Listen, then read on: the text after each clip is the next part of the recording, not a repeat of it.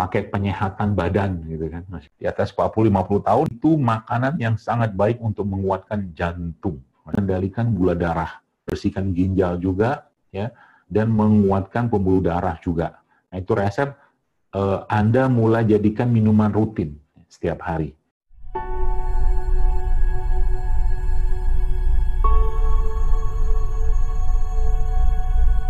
Kembali ke itunya tadi, ke mana? Ke pembahasan tentang lemaknya tadi. Oke kan? Nah, lemak tadi ya saya katakan bisa kita berantas dengan cara apa?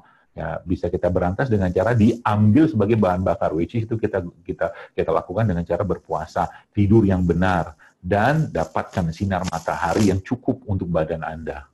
Jadi tiap hari itu harus ada waktu Anda bertemu dengan matahari. Kenapa? Matahari adalah tanda kebesaran Allah yang sebenarnya di situ ya, ketika matahari itu terbit maka terjadi perubahan sistem hormon dalam tubuh kita. Ketika matahari terbit, sistem yang bekerja sistem saraf simpatik ya. Sistem saraf yang sifatnya meningkatkan denyut jantung ya, seperti itu, tarikan nafas ya, itu sistem saraf simpatik. Dan kalau dia tenggelam maka tubuh akan masuk ke fase rileks ya, disebut dengan parasimpatik. Mata kita harus lihat matahari. Ya. Kalau Anda sudah rutin berolahraga, dan olahraga pada usia-usia kayak sekarang ini sebenarnya tidak perlu berat-berat. Ya. Anda cukup jalan setengah jam sehari sudah cukup sebenarnya. Kalau rumah dari rumah Anda ke masjid mungkin dekat, ya itu sudah sangat bagus untuk Anda kerjakan tiap hari. Tidak perlu katakanlah latihan-latihan yang berat. Kecuali kalau mau ya, kecuali ada weight training itu mungkin bisa Anda jadikan salah satu pilihan weight training. Weight training itu sebenarnya bukan kita pakai barbel, tapi menggunakan beban tubuh ya. Nah, beban tubuh seperti ya push up, squat, nah itu kan beban tubuh tuh. Ya. Dan bukan yoga. Bukan yoga. Saya sangat tidak menganjurkan yoga, karena memang yoga itu ya terlepas memang yang diambil gerakan olahraga, tapi yoga itu sendiri itu bagian dari agama Hindu. Jadi kita nggak usah ambil itu. Ya, sebenarnya kalau benar-benar mau ngerjakan olahraga dengan benar ya, sholat itu sebenarnya juga sudah olahraga. Kalau sholatnya benar, maka tubuhnya pasti akan teregang ya, stretching, relaxnya itu sudah sangat dapat dalam sholat. Nah, baik. Berarti, Bapak sekalian, di samping kita dengan puasa tadi, dengan apa, mungkin kalau yang kenal sekarang dengan intermittent fasting gitu kan, sebenarnya dengan puasa-puasa sunnah sudah sangat cukup. Puasa-puasa sunnah sudah sangat cukup ya. Ya, ditambah lagi dengan asupan lemak-lemak yang baik. Ya, asupan lemak-lemak yang baik itu contohnya apa? Ada minyak zaitun, ya, ada minyak VCO, ya, atau kayak umur kayak sekarang ini, mungkin saran saya produk-produk yang berbasiskan santan yang diolah ya sebaiknya jangan dimakan lagi. Jadi kalau Anda pengen makan santannya aja diminum. Nah, kaget kan? Bingung kan? Santan itu pernah saya bikin postingannya. Santan tuh sekalian itu sebenarnya kalau Anda mau bikin minuman dari santan itu bagus sekali. Bahkan santannya nanti diambil ya dari kelapa tua. Nah, termasuk juga baru ingat saya kelapa tua itu kalau bisa setiap hari Anda minum air kelapa tua. Kelapa tua itu tandanya apa? Dia batoknya udah keras, udah coklat loh. Yang kita biasa bikin buat santan. Dagingnya kan buat santan tuh diparut. Nah, itu airnya minum tiap hari, sehari sekali. Oh, itu bagus banget Pak Ibu-ibu sekalian, itu Masya Allah. Air kelapa tua itu ya memang dicocokkan buat orang yang sudah usianya tua. Di atas 40-50 tahun, karena memang kandungan nutrisi dia itu lebih gampang diserap oleh tubuh kita dan dia lebih banyak mengandung makronutrien. Makronutrien atau mikronutrien, kurang lebih kayak begitulah. Ya. Dan itu pernah saya bikin postingannya, waktu itu beras organik ya, yang masih mentah beras, Anda tumbuk, hancurin, nanti dibikin bulat-bulat begitu, nanti dicemplungin ke kelapa, ya, dicemplungin ke santan, terus nanti bisa dicelupkan lagi ke dalam madu atau adonan tadi Anda tambahkan dengan madu. Itu makanan yang sangat baik untuk menguatkan jantung. Masya Allah, mudah kan? Jadi jantung itu salah satu organ yang sangat peranannya besar dalam urusan mood juga. Karena memang mood seseorang itu nanti hubungan dengan jantung juga dan dengan naiknya tekanan darah seterusnya kayak begitu. Ya. Nah, jadi kalau mungkin Anda pengen makan rendang, rendang kan ada santannya tuh. Ya. Saran saya, saya bukan melarang sih ya, tapi kalau saran saya sih lebih baik makan dagingnya saja kalau pengen makan daging. Dan sebenarnya kalau pilihan ya, kalau saya boleh dikasih pilihan umur-umur jelita kayak begini ya, untuk pilihan antara daging ikan sama daging hewan darat, saya lebih memilih atau lebih menyarankan untuk mengkonsumsi hewan laut. Ya, kenapa? Hewan laut itu ya secara lemaknya juga jauh lebih baik daripada lemak yang ada pada hewan darat. Jadi lebih baik pilihlah hewan laut atau hewan air ya, ikan-ikan ya, tapi bukan ikan-ikan yang ternak ya, karena sebenarnya kalau saya banyak cerita tentang hewan-hewan ini nanti malah bingung. Kayak misalkan inilah ikan lele, mungkin ibu-ibu yang pernah makan ikan lele ternak ya, itu rasanya sangat beda dengan ikan lele yang hidup di sungai, betul? Betul. Ada asisten di sini, jadi saya bisa tanya. Gabus itu kan umumnya tinggalnya di sungai, di rawa-rawa. Rasanya tuh enak sekali, Bu. Dan memang secara kandungan albumin atau proteinnya itu tinggi sekali. Nah, itu hewan-hewan kayak begitu yang Anda makan tuh kayak sekarang tuh. Ya, lele bukan lele ternak ya, lele liar, lele sungai, gabus, nah gitu-gitu kan. Atau juga ikan-ikan toman. Ya, ikan-ikan toman, karena ikan toman tuh mirip sama, dia kakak adik sama gabus, cuman mukanya agak serem kalau ikan toman. Itu sangat baik ya. Atau kalau nggak minimal lah ikan teri lah. Ikan teri itu bagus ya. Seperti itu karena lemaknya juga baik dan dia bisa menjadi asupan lemak yang baik untuk menggantikan tubuh kita dalam bentuk omega 3 ya, omega 6 atau omega 9 seperti itulah. Jadi itu Ibu sekalian pola-polanya ya kalau Anda mau kerjakan. Terus nanti bagaimana caranya memperbaiki pencernaan tadi atau memperbaiki mood.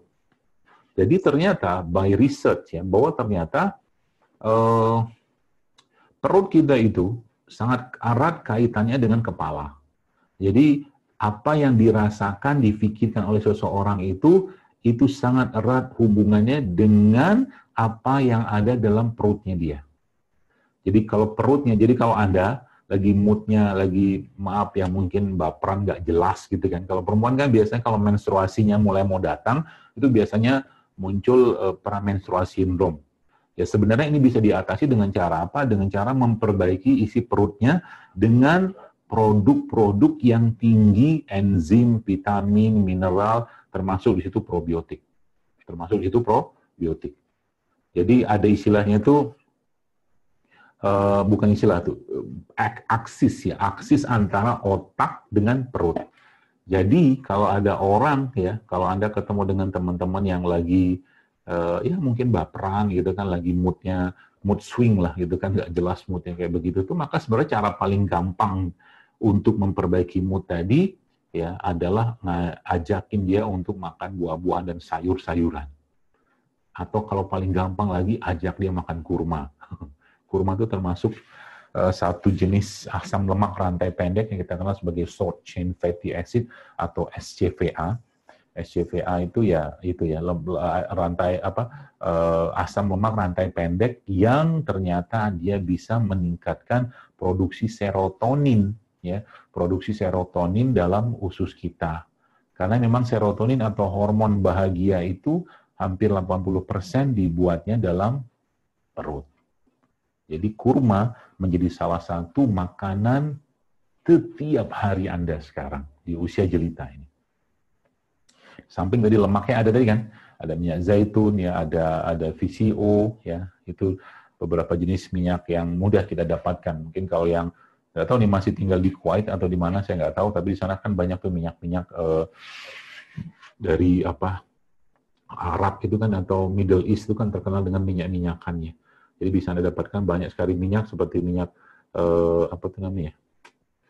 yang kecil-kecil itu fenugreek. Nah, itu juga salah satu minyak yang sangat baik. Jadi banyak sih minyak-minyak itu yang bisa Anda minum ya sebagai salah satu substitusi dari lemak yang muncul di badan Anda. Lalu apalagi Ibu sekalian yang bisa Anda perbaiki? Tadi kan ada kata-kata probiotik ya.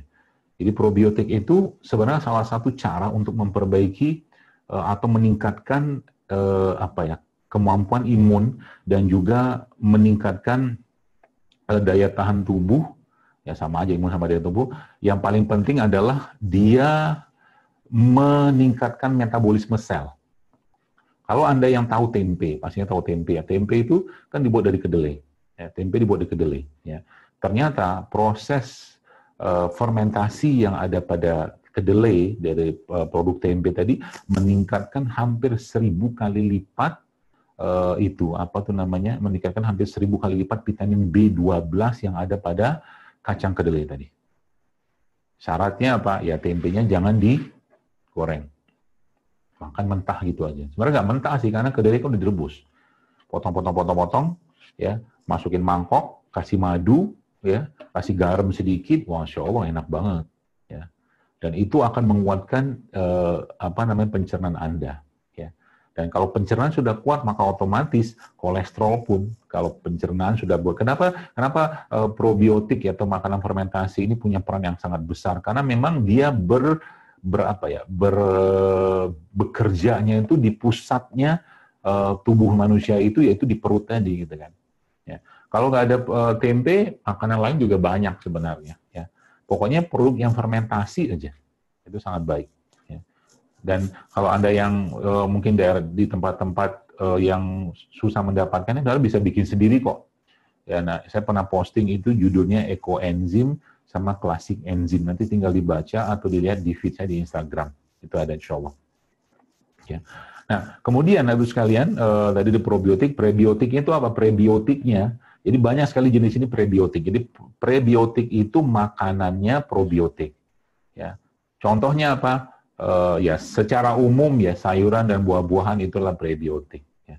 Tapi di beberapa jenis yang memang mempunyai kemampuan yang sangat baik, seperti bawang putih, ya, itu juga prebiotik yang sangat baik. Kemudian asparagus, ya, kemudian beberapa jenis kacang-kacangan itu dia merupakan salah satu prebiotik yang terbaik. Nanti tinggal di browsing aja lah apa jenis prebiotik yang terbaik. Nah, terakhir ya, karena sudah jam 5, salah satu yang jam 5 kan?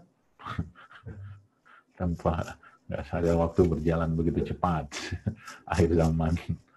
Nah, dan yang salah satu yang saya sangat sarankan kepada ibu-ibu sekalian ya, pertama ada 2 resep yang saya share terakhir di Instagram, silahkan dibuka. Resep yang pertama itu, yang terakhir, yang pakai video itu isinya pare sama serai. Itu resep ya sangat baik untuk mengendalikan gula darah, ya, mengendalikan gula darah, membersihkan ginjal juga, ya, dan menguatkan pembuluh darah juga. Nah itu resep Anda mulai jadikan minuman rutin setiap hari. Nggak usah banyak-banyak, sekali sehari cukup. Nah, resep yang kedua adalah resep POS. Resep POS isinya, coba dibuka. Ada jahe, ada kunyit, ada, coba lihat, lupa pula. Saya pun lupa. Tapi itu the best 6 herbalnya Indonesia. Ada? Coba saya buka kepean dulu.